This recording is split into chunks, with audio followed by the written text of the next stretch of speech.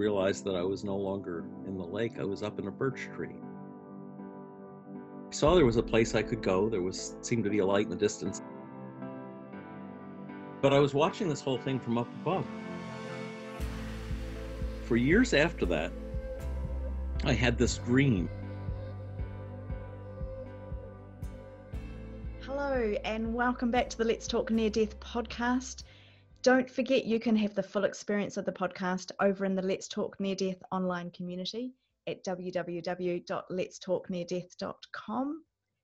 Now today, I'm very excited by the guest we have today, someone whose voice may be quite familiar to many of our listeners. Our guest today is also an NDE podcaster. He's a near-death experiencer himself. He's the host of the IANDS NDE Radio, Mr. Lee Witting. Lee has interviewed thousands of near-death experiences right across the globe. He's an experiencer himself following an incident when he drowned as a 7-year-old. Lee's background includes work as a hospital chaplain and pastoring the Union Street Brick Church in Bangor in Maine.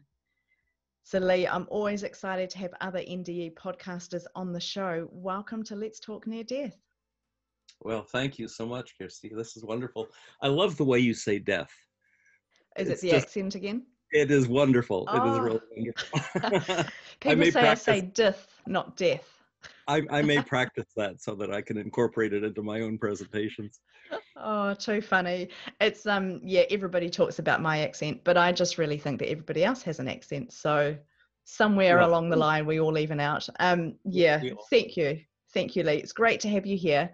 So many people may not actually know about your experience. You're often on the other side of the recording, on the microphone side, doing the interviews themselves. Are you happy to take us back? Are you happy to share your near-death experience with us? Oh, yes. Although for years I didn't. I was very quiet about it. And in thinking about that, there are some positive aspects to not talking about it right away. But let me tell you about it. I was 7 years old. My family had this little cabin on a little island in a little lake in New Jersey.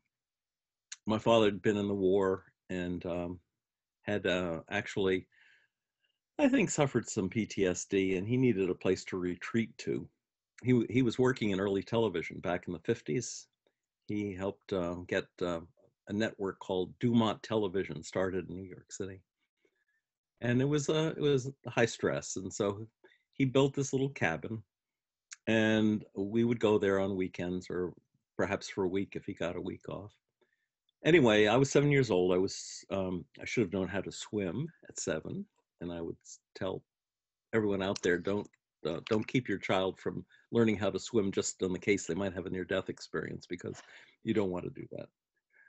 But anyway, I was wading out. My mother had just gone into the cottage to change, and the bottom of the lake went out like this, and then the bottom of the lake went like that, and I went like that with it. I came up once. I screamed because I was terrified, and when I did that, all the air was out of my lungs, and I had nothing to keep myself up with because I didn't know how to paddle or anything, and I just sank.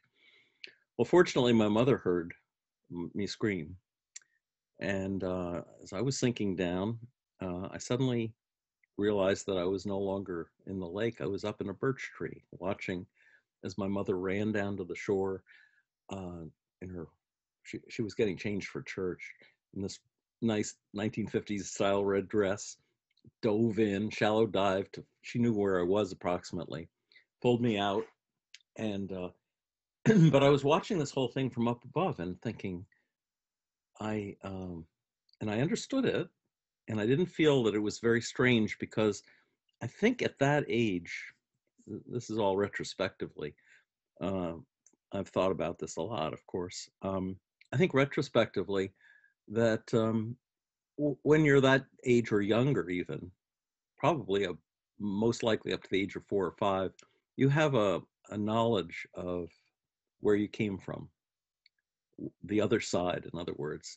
It's not that strange at all, because it hasn't been that long since you were there. And I think on that account, I felt comfortable with it. I was out of pain. I mean, when you fill your lungs up with lake water, it's very painful, but there was no pain.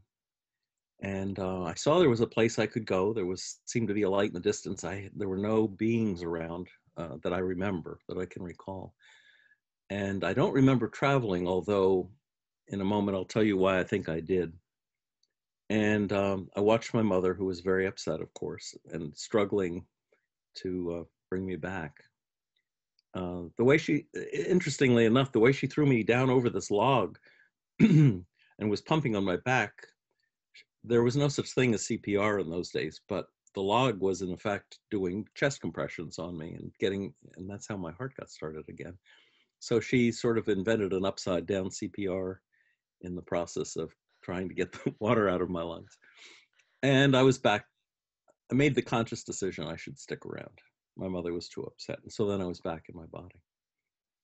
But for years after that, I had this dream.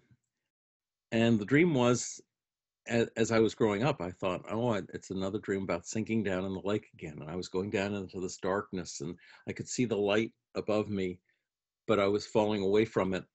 And this was often a recurring dream that I had. And so when I was about 20 years old, I went back. Cottage was still in my family's name. And I picked a day that was the way I remembered it and dove into the lake and just to see if it's the way my dream had presented it. Well, it wasn't like that at all. When I was down under the water looking up, the sunlight covered the whole face of the lake, and I was looking up at a very bright, and even as deep as I went, it wasn't black and dark around the sides. And so I thought not anything more about it. I just thought the dream had misrepresented it to me until later when I learned more about near death and the tunnel and the light and so forth. I thought, well, I wonder if this was what I was dreaming about was traveling back from the light in the decision I made to be back in my body. I don't know. It's just a hunch that I've had. The thing of it was, it really changed my whole perception of how life should be lived. I mean, I was a 7-year-old. I was watching, this will date me, I was watching a show called Howdy Doody on television. And in fact, I can still sing the theme song to it, although I won't. I think my favorite game was playing Monopoly. I had some friends that had a Monopoly board, and we would do that sort of thing. After this experience, I got very, first of all, I became sort of withdrawn. And, but the big interest that I had was in astronomy. All of a sudden, I wanted to find out more about astronomy. And we lived in New Jersey, but my mother took me up to the Hayden Planetarium one time. Well, after I saw that, Hayden Planetarium was an amazing place. You know, it could represent asteroids and comets, and it could bring up the sun and make the sun explode. It could do all sorts of amazing tricks with light on this huge rounded dome ceiling. I was fascinated with that, and I was after her all the time to take me up there, and also to buy me a telescope because I wanted to look at the moon and the stars. Finally, she did. She bought me a little 3.5 reflecting telescope. I spent hours out in the backyard, summer, winter, cold, and solar eclipses. I had a way of reflecting the eclipse on my ceiling through the telescope. And finally then, after all that, I decided I was going to build my own planetarium. I was going to make, instead of the Hayden Planetarium, it was going to be the Witting Planetarium. So I took over a room in our attic, and I went all over town to all of these stores and got big sheets of cardboard from old like refrigerator packing crates and stuff like that.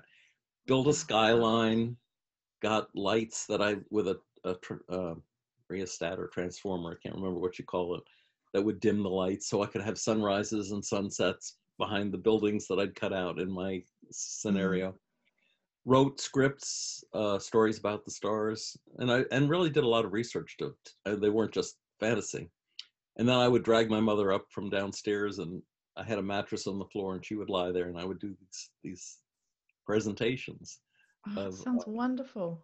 and it was like from Howdy Doody to the Big Picture. I just was so drawn into this thing, and I think the reason it was probably good that I didn't talk about my near-death experience, even with my mother, who was a very spiritual person, very mystical person. And in retrospect, I'm sorry I didn't tell her, because I think she would have gotten a lot out of it.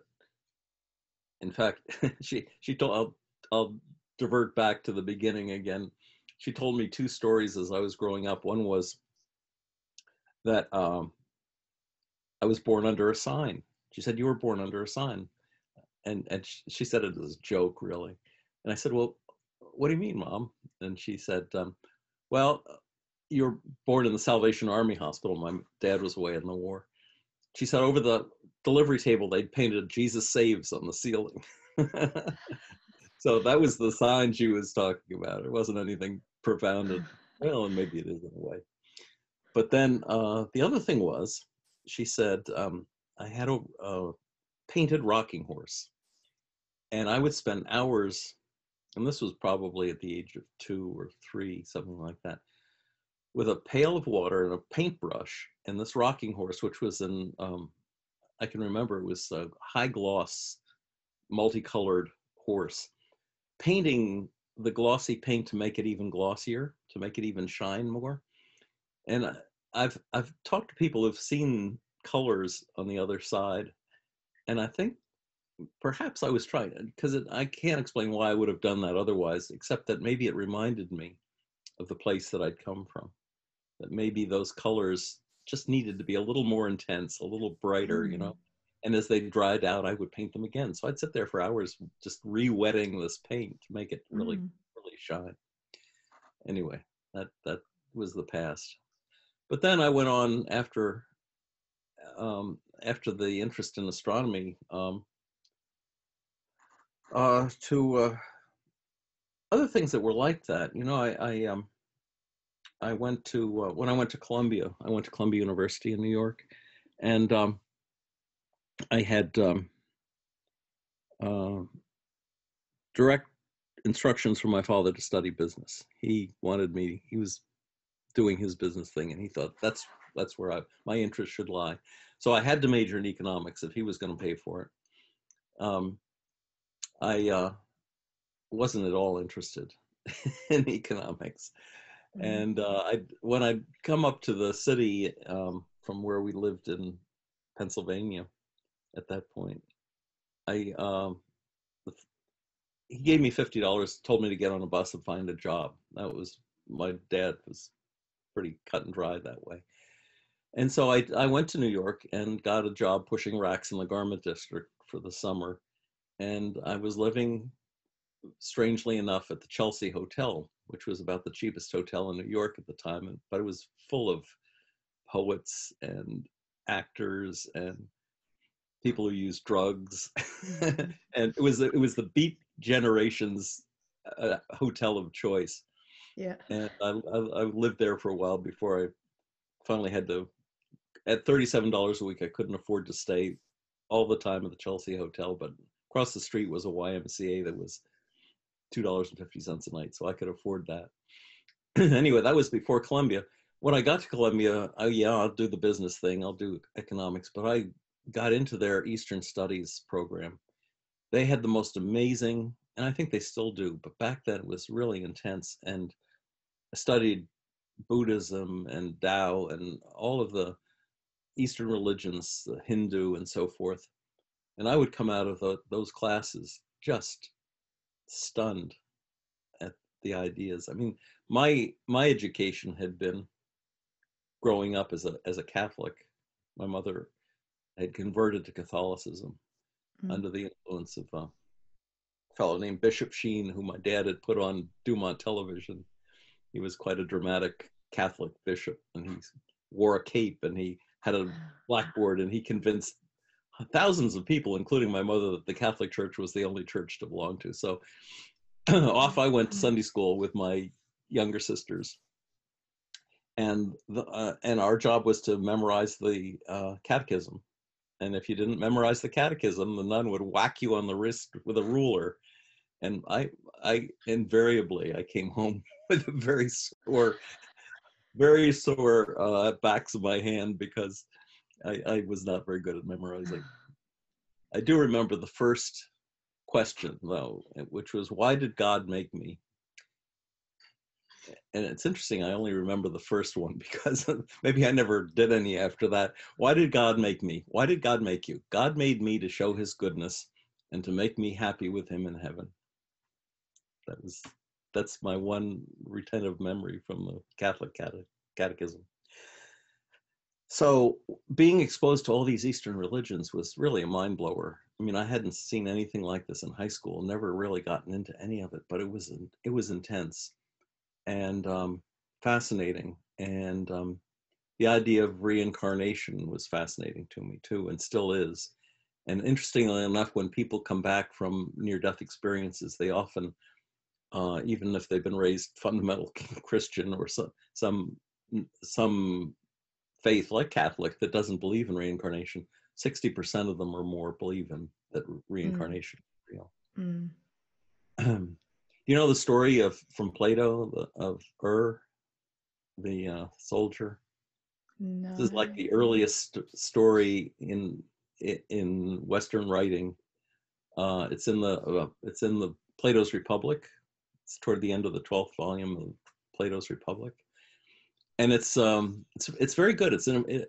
I've talked to guests about it. There's a story. I'll tell it to you quickly. Yeah, if you could, that would be Soldier great. named comes back.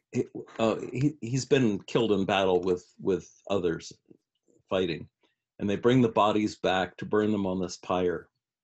It's a couple days later at least, because they had a long way to go to bring them back to the city to put them on this fire. And just as they're about to light this thing, he sits up and he says, because they thought he was dead, he sits up and he says, "I've been sent back to tell you what happens when we die." He said, "I was running across this field, or my soul," and I don't know that Plato called it a soul, but he said, I and my fellow soldiers, after we were killed, were running across this beautiful field, and we came to a place of judgment. Now the judgment, the way it's described, is like a temporary judgment where you go to rewards, heaven, or punishment. But it doesn't sound like hell, it just sounds like a place of repentance. And that sounds very much like the life review in a more strictly constructed way than the way it's normally described by New Agers these days. But then he said, and then after people go through their reward or their punishment, they get together in the field again and tell one another about what they'd experienced. Then they go off, and through a combination of choice and chance, they get to name their next life, what they'll do in their next life. Part of it is choice. You can make yourself rich to be comfortable, or you can make yourself poor to be to learn, because we only learn through suffering. We don't learn through reward all that much.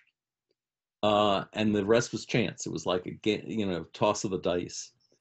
Then they would drink from the river Lethe, and that was the river of forgetfulness. They'd forget all of their past life, supposedly, and then they would be reborn. That's 400 years before Christ, that story was told. Yeah, exactly. And the Christian church actually kept this idea of reincarnation right up until the church fathers in the 300s, 400s started to say, well, wait a minute, if this is only one lifetime that people are living, that doesn't give us much clout. When we say you're going to go to hell, obviously, you're only going to go to your next lifetime ultimately. And so it sapped a lot of strength from the authority of the church. And I think there's still opposition in a lot of Christian churches because that's the same thing still applies. Pastors they want to be the authority, number one. They don't want to hear that you spoke with Jesus when they never have. And Mm. two, the notion of reincarnation is scary to them, even Mm. though they're going to face it themselves. Definitely. And I think that this is a really big question, quite a common question that we have, because based on the interviews that I've done, there is a very strong reoccurring theme of the past lives, but continuing lives, future lives, the idea of soul groups, the idea of returning home. And when we look at going to either heaven or hell, and that's the end of everything, it's a really big question. It's one where, we'll never have the answers, I don't think. I think that we have a very individual journey that we go on, but I do get this question again and again: what about heaven? What about hell? So do you have any thoughts around that, Lee? Do you have any thoughts on what heaven might be? Is heaven going back to the place where we go there temporarily, then come back again? Does hell exist? Any thoughts? Yes, lots. I think near-death experience is not necessarily what we experience when we finally die, number one. Yeah. But it's a common experience for people who do not have what they call a DNDE, a distressing near-death experience, to go to a garden, to a beautiful, intensely beautiful, adjectives do not describe, as near-death experiencers will say. There's no way I can describe how beautiful this is. And then, they'll write books and do movies about how beautiful it was. But anyway, they meet family, predeceased. Occasionally, they'll meet someone who is the soul of someone who is still alive. There'll be a combined event, which is not the same thing as the shared death experience, but it's a place where you might have a conversation in your near death with someone who has not died. That, and sometimes that person does not remember anything about it when you confront them later on. The person who was not the person who was still alive. Yep. Yeah. Yep. Not having the experience. Sometimes you will meet a pet, a favorite pet that had died. Yeah. One person told me about a dog they had seen, and they said, "Oh, this can't be possible because that's my sister's dog, and that dog is still alive." And when the person got back to their body and heard that dog had died, yeah, they realized that was a special gift. Yeah. I had a woman describe to me her near-death experience when she was walking through a field, beautiful field. She had a guide, like an angel, walking with her. And she said, I looked behind me, and she said the scene was disappearing. It was like, and the guide said, oh yes, this has been created for you. Oh, wow. Wow. That's amazing, isn't it? That gets me. The reason you and I can do show after show after show is because these things are so personalized. There's no one story. If everyone went to exactly the same place and had exactly the same event, there wouldn't be anything more to tell. I do a show, you do a show, and then we go off and do something else. Exactly. But as I see it, and the way I like to look at it, I've been given a great big table and a bunch of jigsaw puzzle pieces are being presented to me. With every story comes another picture, part of the picture. And as you start to put them all together, it really starts to add up to something that is not necessarily the scene itself, but what I think God is trying to, or the light is trying to accomplish in giving us these gifts. And that is to inspire us, because they are personalized, because you do get information, even if you don't remember it necessarily, that is motivating to and it's the reason, even though I didn't share my story right away with people, it's the reason that I encourage people to do it, because as a chaplain, and I'm jumping ahead in my story, but in 15 years as a chaplain in an intensive care hospital, I guess I'd describe it. It's the premier hospital in central Maine. So we got all of the traumas, we got the code ones, and we got the drug overdoses and so forth, and all the conversations that I had with people who coded. I was just astounded by how I would get the sense that, yes, I know the story you're going to tell me, but then they would give me details that were only important to them. I was a hound. I was terrible. I would go in. Somebody had coded. I'd get the word that somebody had coded and had been a code. They call it code blue in the United States. Resuscitated. We're recovering. I'd go in, introduce myself, and say, "Well, did you see anything when you were on the other side?" And probably 10 to 15% of the people I talked to had wonderful stories to tell. For example, one woman said to me, she was in her 50s. She said, "Yes, I saw my father. He died 3 years ago." And she said he was standing right there, and behind him, I could see this beautiful light, and I really wanted to run into it. And she said, it was just like I was a little girl. She said, I was just like a 5-year-old, and I tried to run past my daddy, but he stopped me, he picked me up, and he said, "No, you have to go back." You know, it's the universal story, and yet it was her story, and it made her feel so good to see her father and to know that our lives go on after we die. Exactly. And I think that there's a lot of healing in that when we have these experiences with people that we miss greatly, or we're just given a little bit of encouragement, a little bit of something, and there's probably not even a word for it in the English language, where we just come back with something which is going to keep us going. It's the key to maybe some things we need to do in our lifetime, or just the glue that holds it all together for a little bit longer before we return back to that place. Yeah. I love hearing all of these individual stories, and you're so right about how they're all the same, but they're all so uniquely and utterly different. And, you know, I often think about the jigsaw puzzle as well, the analogy that you have there, which was just so perfect. You're talking about the big table with all the jigsaw puzzles. I don't know if you have them over in the US, but we have was jig puzzles here. And it's where you don't even get the picture that you're creating. So all of them create it, but you're pretty much blindly creating this image. And it's not till you finish the jigsaw puzzle that you can see. It's the view of what you would see if you were in the place of the puzzle. So I haven't explained that very well at all, but basically you're building a puzzle. You don't quite know what you're building, how it all connects, but you just know that somehow all of the individual pieces connect. And I often think about these with the near-death experience stories, especially when I hear so many of them, and just how different they are, how beautiful they are. Yeah.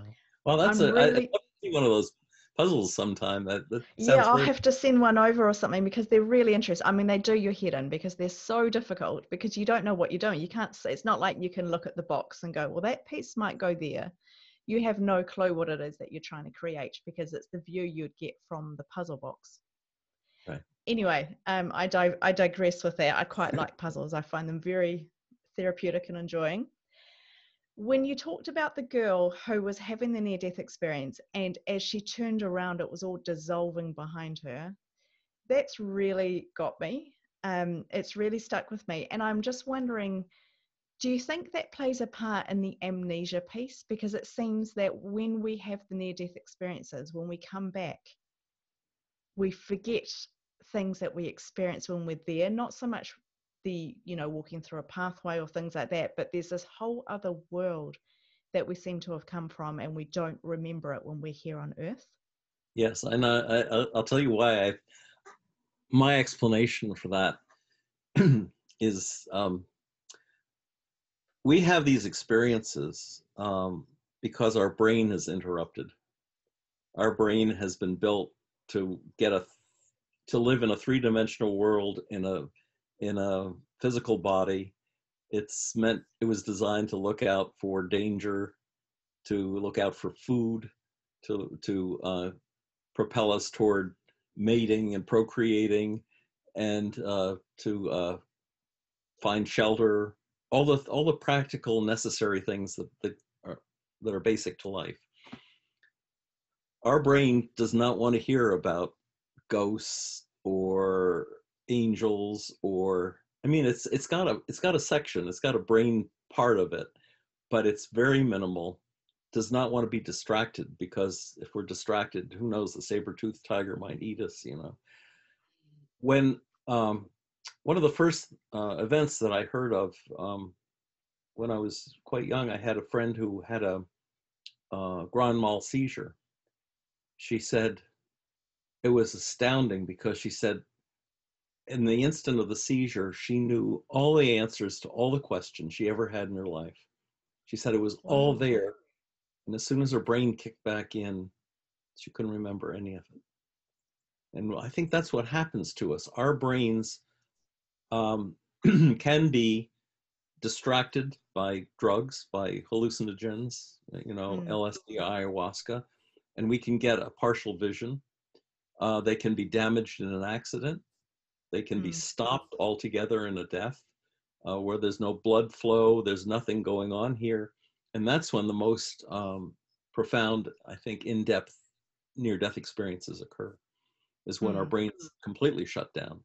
But to the degree that your brain can be shut down, you're going to see the other side. And as soon as your brain kicks in, a lot of that stuff is going to be, a lot of what you learned there is lost, because the brain doesn't want to allow it. Because we can't live on the other side when we're living here. We can aspire to it, but we're not going to be able to do it. Totally. We can't do both at the same time. Do you think that that is where people who wake up, and you were talking about how when you're talking to these people who've had a code situation where 10 to 15% of people would say they've had an experience and share that with you. Do you think there's an element there where perhaps that percentage number is a lot higher, but they haven't been able to remember it straight away? That their amnesia kicks in, but actually they have had the experience, and then maybe 5-10 years down the track, they remember having the near-death experience? That does happen. People will have a flashback or something that they had completely forgotten. In fact, a whole near-death experience that they'd forgotten about. Or their brain, I don't want to say forgot exactly, their brain may have just decided to reject it for reasons of, could be faith, maybe it conflicted with their religion, could have been embarrassment, maybe it said something about them that they didn't like, maybe they had a life review that scared them. You know, the life review puts you in the shoes of the person that you may have injured. And there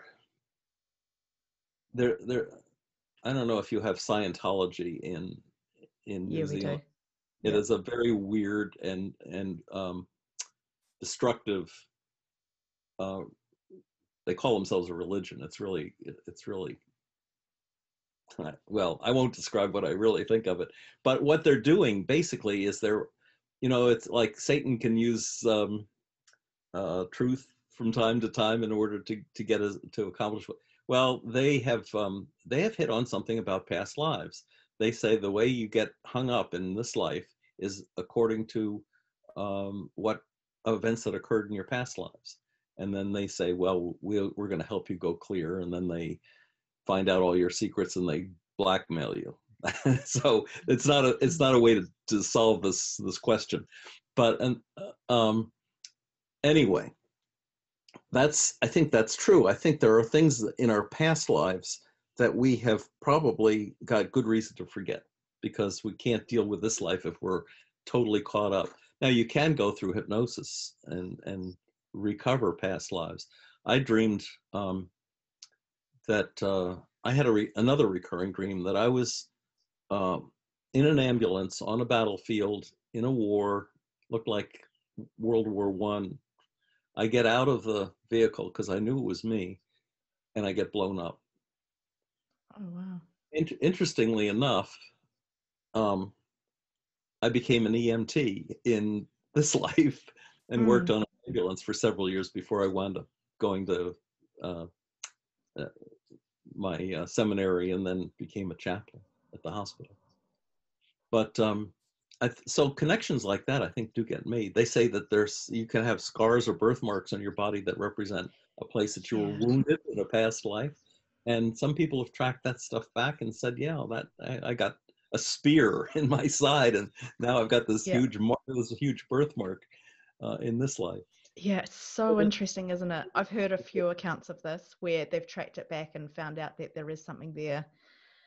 It's just, it blows my mind how the physical and I guess you call it the spiritual, how our past lives and our physical all connect together, and yet they're so disconnected. We've got this huge amnesia, and yet we're walking around with scars from previous lives, from injuries or accidents or things that happened. Blows my mind. Now, Lee, I'm aware we could go down many rabbit holes. We have so many things we could chat about, but I want to come back to your experience. I want to know, firstly, why did you find it so hard to share your experience? And when did you share your experience for the first time? I think I didn't tell my mother about it because I thought it would upset her. And then I just never told anyone else about it for a long time.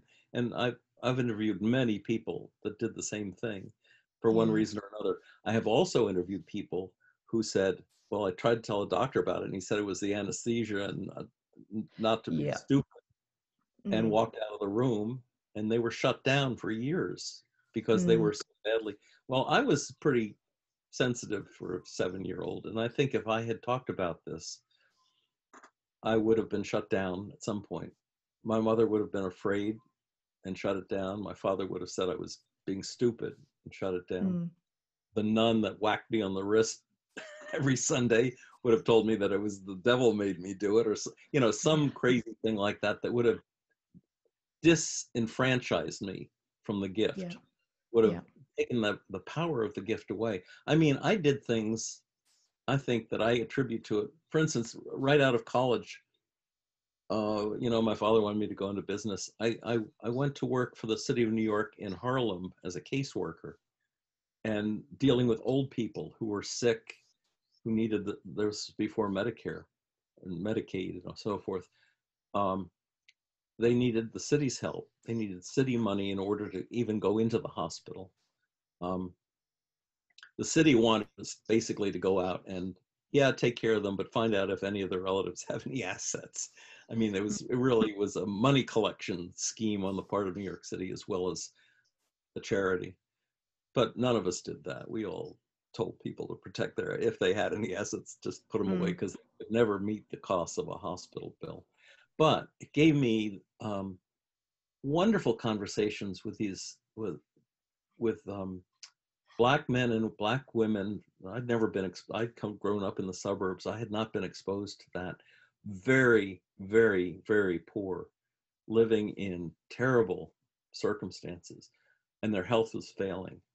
And I found they were the most loving and gentle and amazing people that I had ever met in my life. You know, they had nothing to lose because they'd lost it all. And yet they were pure of heart, you know, compared to the rest of us.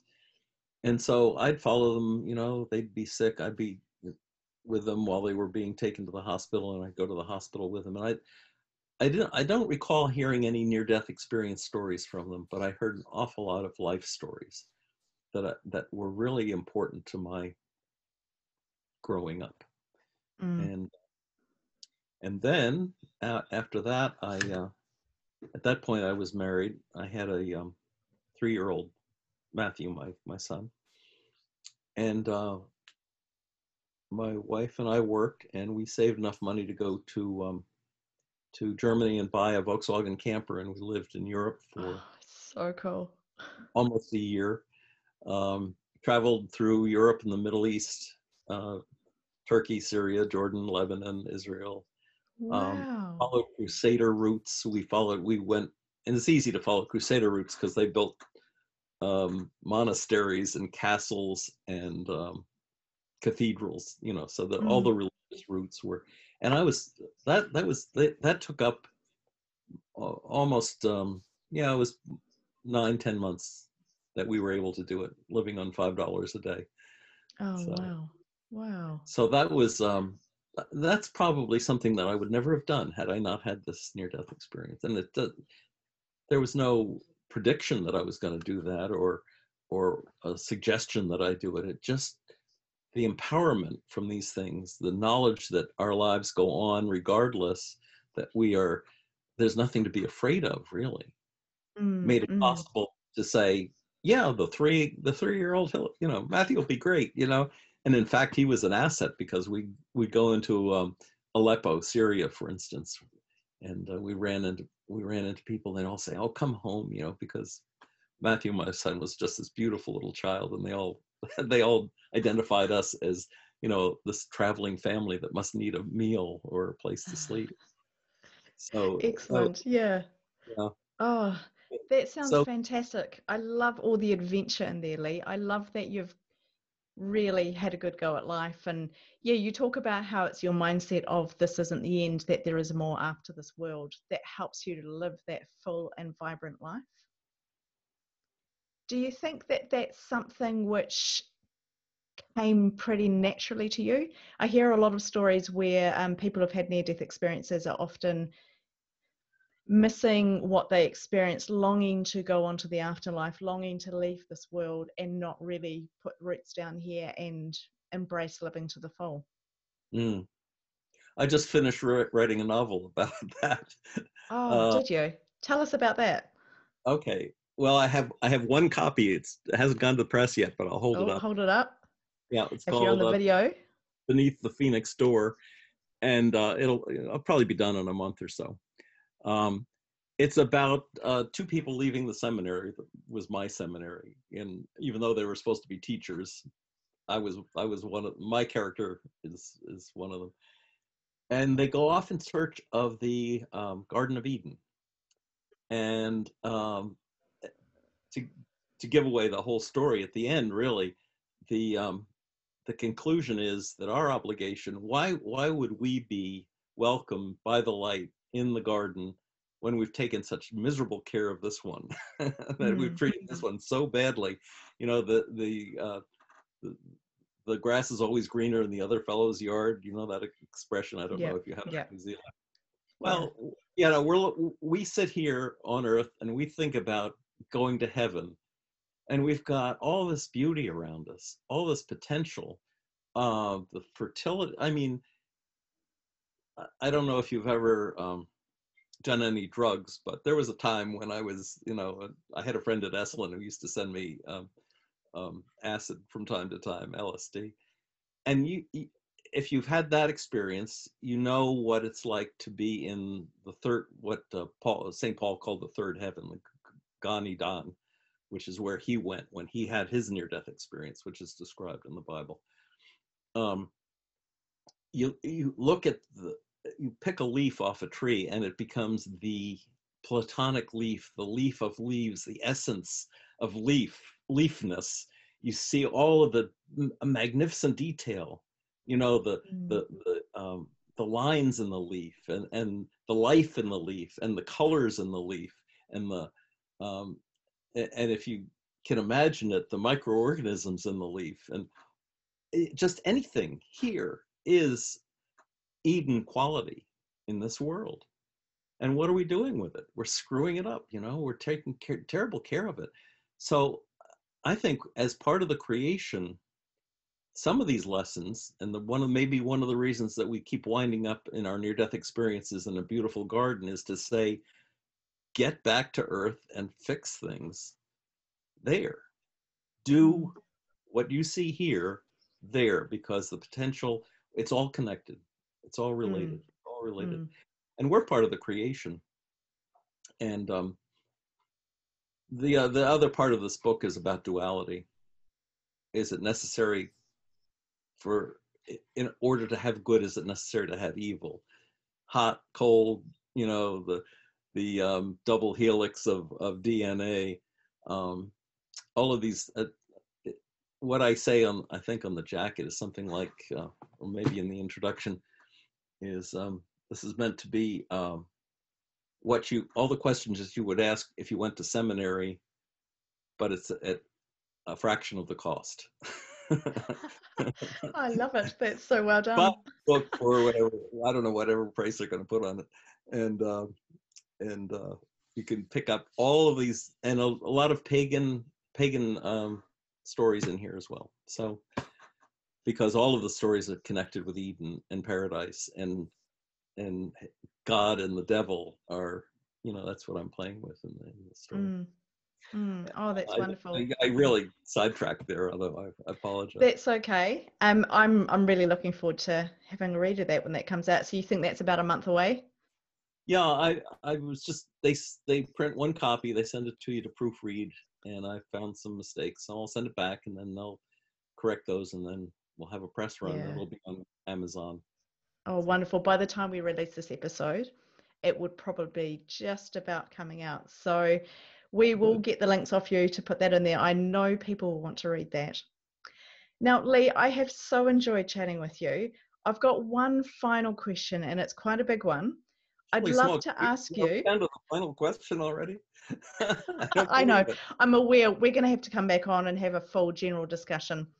There is so many things, and because we do this daily, I know that there's many, many topics we could chat about. I want to ask you, following your near-death experience, following the way that that shaped your life, what do you think is the meaning of life? What is the big picture? Why are we here? I told you it was a big one. Okay. We are here because we wantonly threw ourselves out of the fire, out of the light. For some reason, maybe we were tossed. Maybe God threw us out. The story that I usually tell when I'm dealing with this one, and it's also in the book, is when I was much younger, and we finally moved to a farm in Maine, and we had to restore the farm. It was an ancient old farmhouse, no plumbing, no heat, and the fields had all grown up in alders. And so we had these huge bonfires where we were clearing the fields so that we could plant a big garden. And at night, as the sun's going down, you have this huge blaze, and then you see these sparks flying out of it, and the sparks will pivot and turn and do all sorts of dances in the night air, and it's gorgeous to watch. But then they go off and they burn out. Hopefully they burn out and they don't set your woods on fire. And you think, and I would think, I'd stand there and I'd be thinking, well, that's us. We were in the fire. We were the source. We came out of the source. God breathed life into us and breathed fire into us, however you want to, whatever analogy you want to use. And we go spiraling off and we say, yeah, we're like little gods. We're having a great time.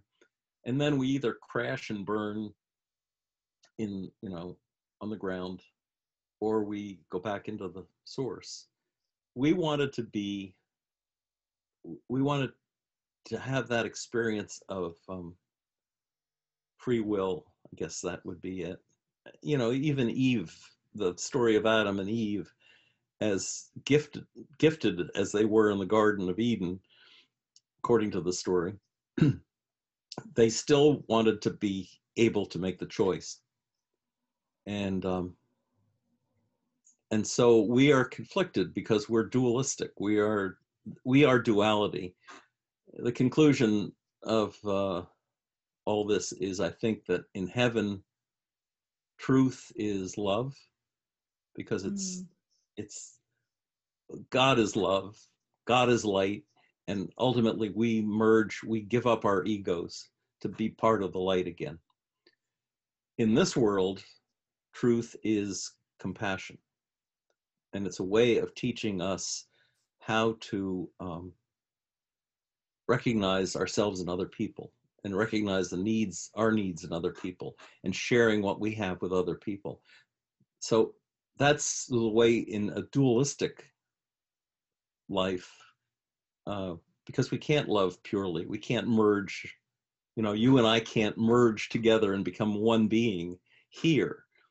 In the light, we could, and we do, ultimately. I think that's ultimately what God wants us to do, is to come back and be part of the light. So I guess that's the long answer to it, or the short answer. I'm not sure which. But we're here to do our own thing because we're rebels. We're rebels. We're rebelling against the light. If we weren't rebelling against the light, we'd be in the light. We'd still be in there.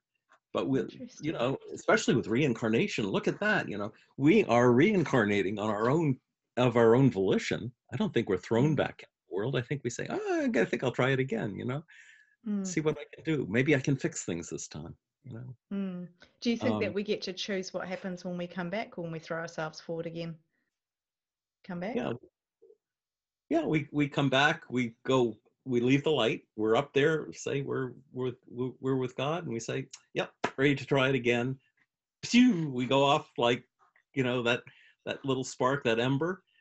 We do what it is that we thought we were going to do, or we don't. We could fail. And then we come back, sheepishly, we go through our life review and say, oh yeah, I screwed that up. And then, we're off on it again. But do you think that we can choose where we live in the world, what our family is, what our cultural background is, all of these little things? Some things. I agree with Plato that it's partly choice, partly a toss of the dice. Yeah. I've met women who've said, before I was pregnant, my son, Jared, came to me and said, I'm going to be your baby. Yeah. Said, okay. And then, maybe a year later she was pregnant and she named, and sometimes they even give a name, although they don't necessarily. That is, but see, then the big question, well, one of the big questions from our point of view is time. How do you figure time? Everything may be happening instantaneously. We could have a show just talking about time, Yeah, because exactly. that is our limitation. I mean, God, it's like having a 33 record, and God can set the needle down anywhere on the record he wants, but we have to live it groove by groove. We're stuck in a forward progression that doesn't limit the other world at all. So you think quite possibly we could be living multiple lives like the record all at the same time, but we're only aware of this one right now. As far as we know, we're only living one life, although other people have posited that we might be able in a reincarnation to split our soul into two separate lives. I don't know if that's true or not. I don't even want to think about that one. I know. Where do you see? Because that goes on and on, doesn't it? All these theories and ideas, and we really have no idea. But I find it very fascinating to think up new things and to chat with people around what they think is and isn't possible. I've had a lot of interesting conversations about parallel dimensions, about the time thing as well, multiple lives, future lives, past lives. And yet here we are right now in this moment. We're right now recording this. If they're listening right now, listening to this, and that seems to be all that there is. So it goes into dreams as well. What happens when we dream? Are we visiting places? Are we tapping into some of these other lives? I think we are. Dreams are very important. Yeah. And dreams are another way of disabling part of your brain so that you get. Oh, totally. Yeah. I'll tell you a quick story about my brother when he was in college. Said he had a dream one night about a friend of his in another state. He thought it was just a dream. And the next day, his friend called him and said, "What were you doing last night? I saw you standing at the foot of my bed." Oh, wow. Yeah. And I've heard lots of these as well. Amazing, isn't it? Yeah. Yeah. So we can have goosebumps. body experiences without even realizing it. Exactly. And then we've got lucid dreaming, out of body experiences. So many topics. Lee, we're going to have to get you back on. I think there's many more things we have to chat about outside of your own personal experience. But I'm very grateful to have spent some time chatting with you. Thank you for everything you've shared with us and opening up about your experience. So Lee Witting, thank you so much for being on the Let's Talk Near Death podcast. Oh, you're very welcome. And I hope people will tune into NDE Radio if they get a chance. Oh, absolutely. Absolutely. We'll put the links for everything in the show notes. You do a fabulous job over at NDE Radio. Had the honor to join you there myself recently. So I love the work that you're doing, and obviously it resonates with me because we're doing very similar work, but it's just wonderful to have you on and to chat all things NDE. Well, You are very welcome. And it was great having you on my show as well.